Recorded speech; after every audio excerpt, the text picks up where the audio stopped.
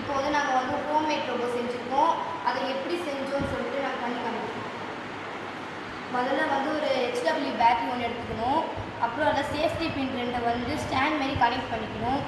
அது பண்ணி முடிச்சுட்டு மோட்டார் ஒன்று எடுத்து அதுக்கு மேலே க்ளூ போட்டு அப்ளை பண்ணி ஒட்டிக்கணும். அப்புறம் அதுக்கு முனையில் வந்து ஒரு சேஃப்டி பின் வந்து க்ளூ போட்டு அப்ளை பண்ணிக்கணும். அடுத்தது இந்த பேட்டரியோட இதோட கனெக்ட் பண்ணால் அது சுத்தம். இப்போ எப்படி சுற்றுது நான் காமிக்கிறேன் பாருங்கள்.